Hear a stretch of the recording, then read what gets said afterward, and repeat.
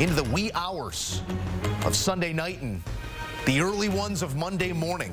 Entertaining stuff between Dallas and Pittsburgh, and it's the Cowboys coming away with the slimmest of margins. Joe Musso alongside the two-time Super Bowl champ, Bryant McFadden. Yeah.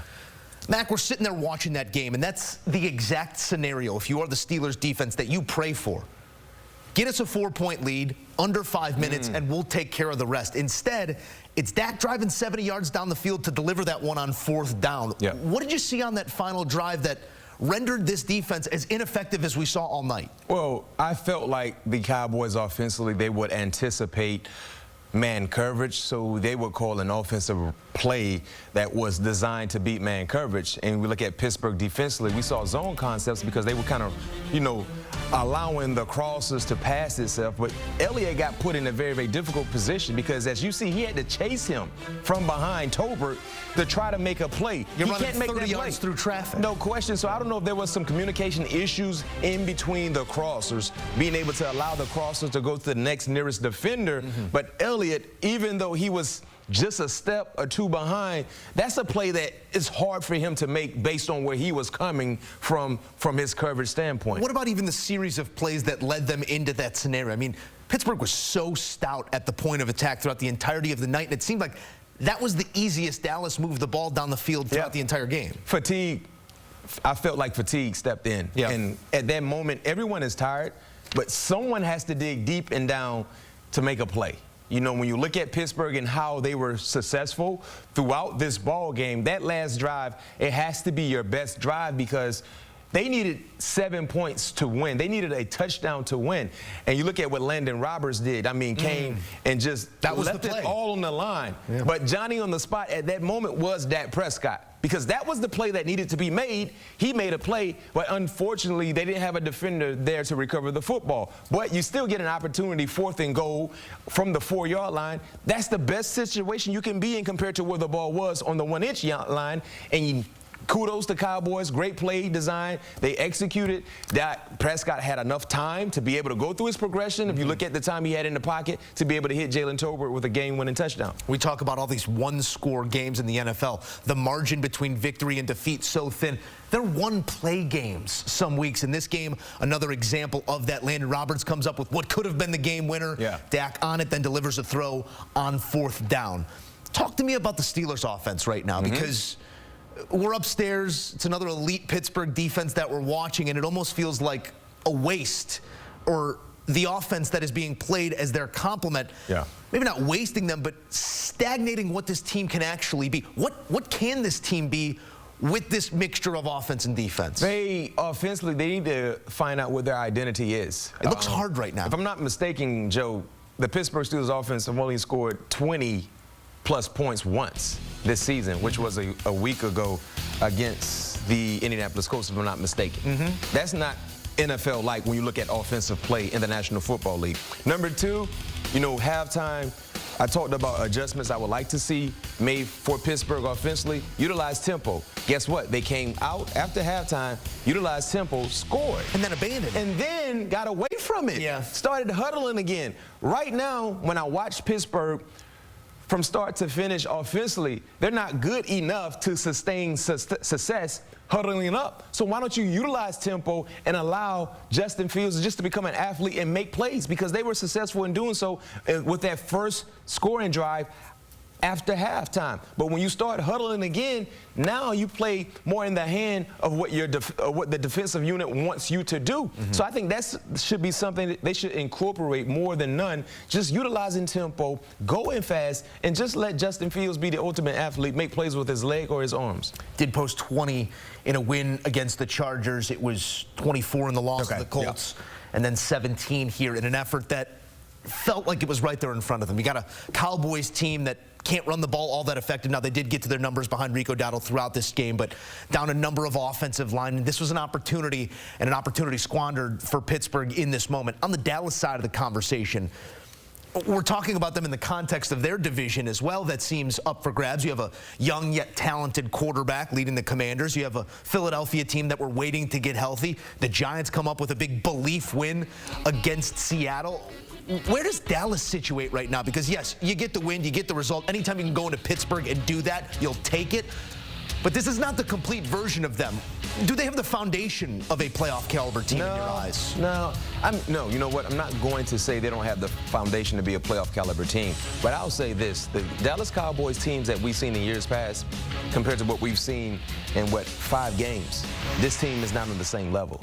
Right? You look at how opportunistic they were a year ago with the sacks and the interceptions. The defense was almost scoring a touchdown every week. We're not seeing that. You look at how vulnerable they have been against most offenses rushing attack. Yes, they play better football today, but when you look at the collective effort, they have struggled in that category. Offensively, they have struggled running the football as well, but we saw some flashes here or there in tonight's matchup against the Pittsburgh Steelers. Moving forward, they have to find a way to be able to do those things in a consistent way when you're playing against good on good, right? When you look at the next matchup, they have the Detroit Lions. Detroit running the football when it comes to balance with David Montgomery, Jahmyr Gibbs, they can go. They can give you a lot of work in the interior running the football, and they do a pretty good job in slowing down your rushing attack as well. So right now, this was a huge monumental, not monumental win, but a much needed win. It's a watershed because moment. of what is going on, to your point, in their neighborhood, which is the NFC East.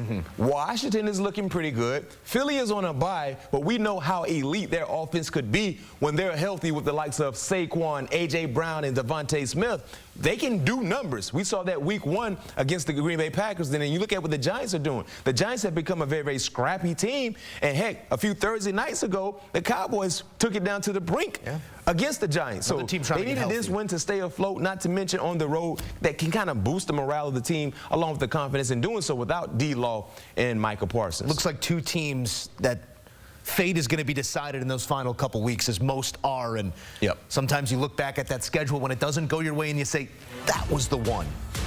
Maybe this was the one, and maybe these are both, again, playoff teams. Dak Prescott, if he's got anything to say about it, he will continue to lead his team when the rubber is on the road. Most fourth-quarter comebacks in Dallas franchise history.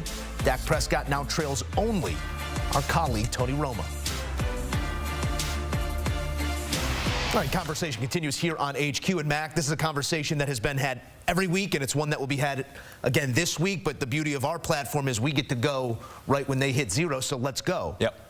Did the man behind you do enough to earn his job for yet another week? Because that seems the way that the Steelers are handling it, so it's the way we will handle it as well. You know what? We saw some highs and some lows. I would say yes, but there used to be a period. Now it's a question mark. It is. Now, the thing is, where is Russell when it comes to his health? Inactive because for he this was game. Inactive when he had on the uniform. Usually when guys are inactive, you don't put on uniforms. That's confusing. We won't go on that again. But Russell wasn't active, so clearly he's not healthy enough if you need him to play. Because remember when Justin went out this ball game to get checked for an injury, Kyle Allen came into the game in relief. A little jolt. So if Russell isn't healthy enough to be active, you have no other choice but to go and roll with Justin. I think some of it is numbers-wise, as you just saw the graphic. It is a quarterback that is figuring out how to matriculate the ball down the field in this offense, but there's no spark, and offense seems really hard right now. There's no flow. One play does not feed another. They are plays in a vacuum being run one after another, and it feels like a team with no momentum. So at what point do you say, maybe let's try this guy to see if he can get it rolling? And see, that's the thing. Like, Pittsburgh has a very, very high-level defense, but when they're not getting any existence against a playoff caliber team like they went against in the Dallas Cowboys, fatigue will set in. It's almost impossible to ask for maximum effort, play in and play out for 4 quarters. The human side of you is going to take over. You're going to get fatigued mentally and physically, and you won't be at your best towards the latter part of a ball game. But when you're getting some juice from your offense, that can fill your tank up a little bit to go out and say, yes, we got it. But when you're consistently going through dry spells of scoring or getting first downs, I mean, it's hard. Pittsburgh today on third down situations, they were 3 of 12. Yeah. They only converted 3 first downs in a 4-quarter ball game. Not even a first down a quarter. Think about that. And they still were on the cusp of winning this ball game. If they can get more efficiency from the offense, more consistency, they can be really, really good. But right now, when you look at playoff caliber teams that we all visualize as playoff caliber teams, they have success offensively, but it starts with their quarterbacks. Yeah. And I'm not saying Justin is holding the team back. I'm saying as a collective unit, they need to be better. And they deal with a lot of injuries on your offensive line. No question. I mean, it happens. That's the issue. That's the thing, the reality in the NFL. Yeah. But you still need to find a way to get it done to help your defense out. As someone who listened to this conversation on Chicago Sports Talk Radio for a couple years too long, also some of it goes at the foot of the play caller. You got to do what this guy can do. And we didn't see enough. We saw a little early quarterback power, and yeah, you want to keep your guy healthy, but where he excels is where you need to go with the play calling, and I'm not sure you see that throughout an entire 60 minutes from an offensive philosophy from this group right now. Maybe trying to make him be a couple things that he is not currently, but it's all right there in front of them, and this is a defense that you said is going to be elite, and they're not slowing down, and they're going to continue to put this guy in positions to show that he can be the guy. But just the Pittsburgh mantra and the Pittsburgh way, to the points of everything we said about the offense, that last offensive possession for the Cowboys is what you want. Exactly.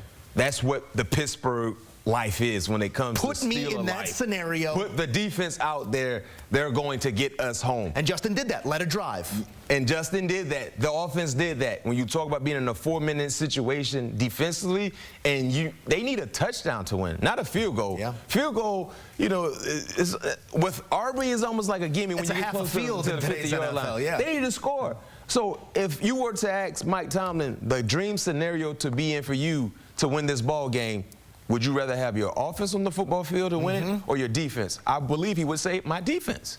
And that was the scenario that became a reality in tonight's matchup, but unfortunately, they were not able to get the job done. Another exciting one between these two brand names in this sport that we love. The Mac Man offering his thoughts here on both the Steelers and the Cowboys. Taking a look at the road ahead for Pittsburgh, who still remains game above 500, 3-2. You win-loss the schedule when it gets released. Well, now you're win-loss in it moving forward. A Raiders team that seems down and perhaps out after their effort on Sunday. Jets on Sunday Night Football. Question marks there with their quarterback as well. Then you get the Giants in prime time, so a New York back-to-back before the bye.